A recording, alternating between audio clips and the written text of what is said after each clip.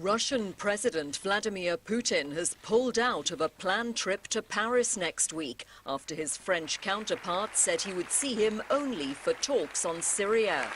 Francois Hollande had himself expressed reservations about a meeting amid growing French anger at the Russian-backed Syrian government onslaught against rebel-held areas of the city of Aleppo. Hollande told the Council of Europe in Strasbourg that the cancellation came after he made it known he would not accompany President Putin to ceremonies such as the inauguration of a new Russian Orthodox cathedral in Paris. Dialogue is necessary, but it must be firm and frank. Otherwise, it has no place, and it's a charade. So I'm ready to meet President Putin at any time, if we can make progress on peace, to stop the bombardments and to declare a truce.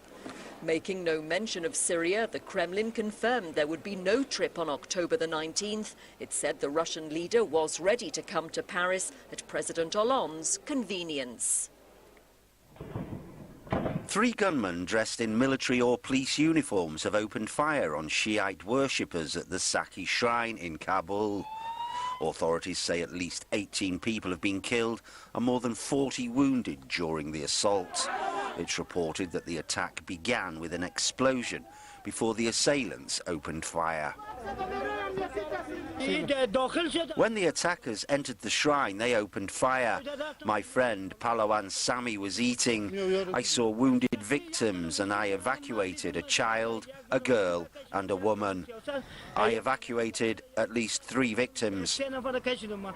Officials have warned Shiites about the possibility of violence as the community celebrates Ashura Day, which sees Shiite men ritually flagellate themselves in the streets.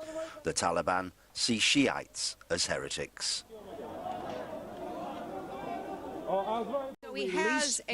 One looks on track for the White House as the other's campaign seems to be spiraling out of control. Facing a barrage of criticism over sexually aggressive comments that surfaced on Friday, Donald Trump has seen his support among Republican colleagues fall away in recent days.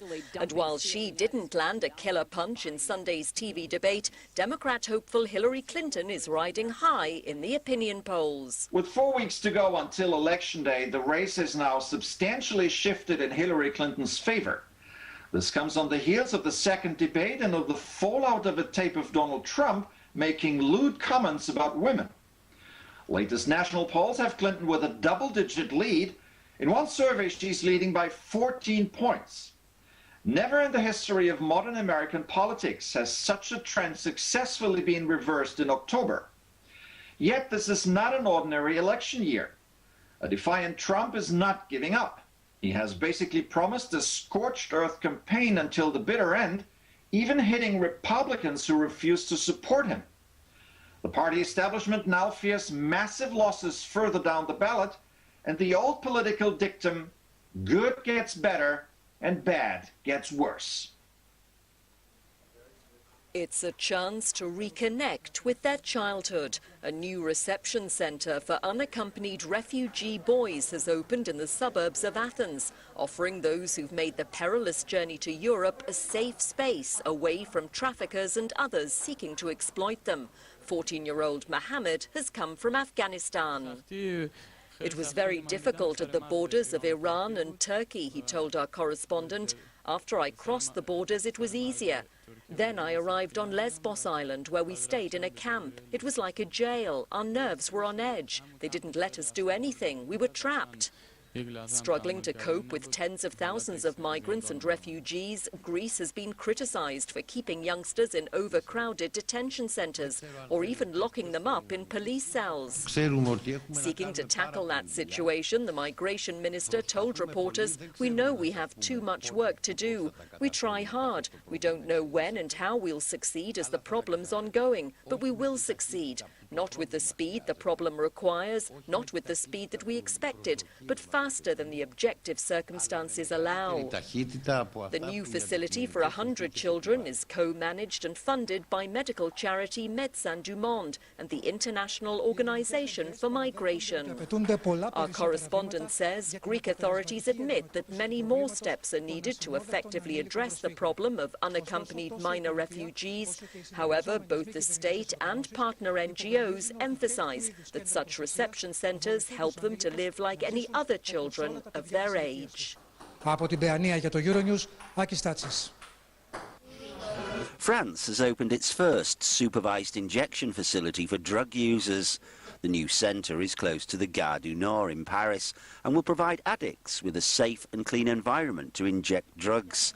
The aim is to reduce overdoses and diseases spread by dirty needles. The world's first such facility opened in the Swiss city of Bern in 1986. Today, I'm very proud and very moved because what's being done here is necessary. Necessary for the people who are in complete disarray because there is now a door for them.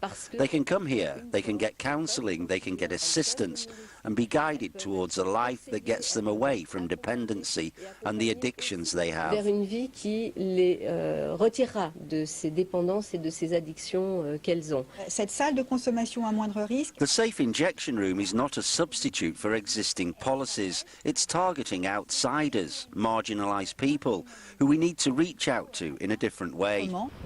Not everyone is happy with the location of the centre, with opponents protesting against such a facility in a residential area.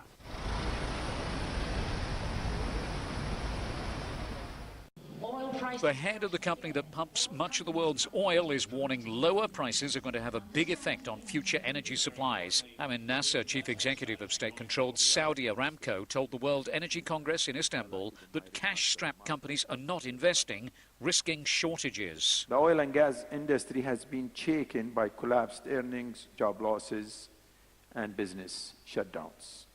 In fact, if the market weakness continues, we expect that around $1 trillion in marginal resources development may be delayed or cancelled by the end of this decade. At the same gathering, President Vladimir Putin has said Russia is ready to join a proposed freeze of oil output by OPEC members. But hours later, Igor Sechin, the head of state-controlled energy giant Rosneft, said his company will not cap oil production. Sechin has said that Rosneft will pump more this year and that he doubts some OPEC countries, such as Iran, Saudi Arabia and Venezuela, would cut their output. A tax of at least 20% on sugary drinks is being called for by the World Health Organization.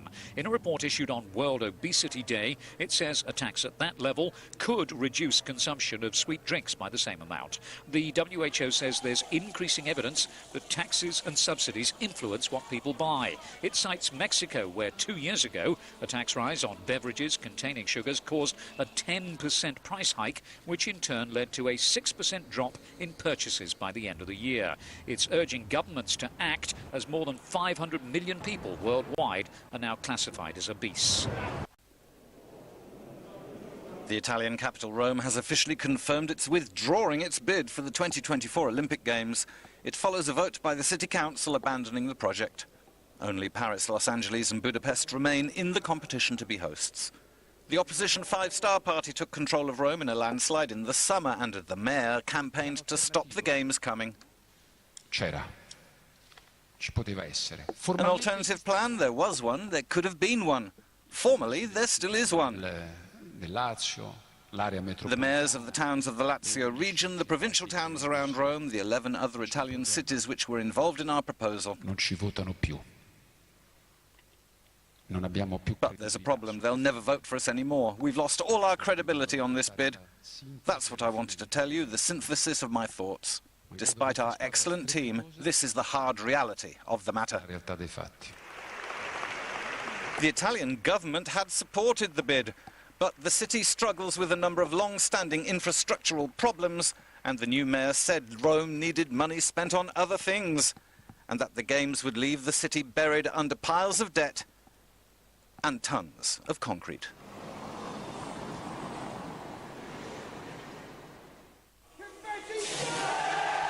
The Mercedes Formula One team has been celebrating its third constructors' title in a row at the stable's high-performance powertrains headquarters in Brixworth, England. Most of the facility's 500 staff were joined by head of motorsport Toto Wolff and chairman Niki Lauda, along with drivers Lewis Hamilton and championship leader Nico Rosberg. It's a special feeling. I'm very, very proud. And as I just said to all of them, actually, that it just makes such a difference. It makes it even more exciting and enjoyable, my sport, for me, because going to the racetrack now, I know that I can get pole and win the race wherever we go, you know, and it's a great feeling.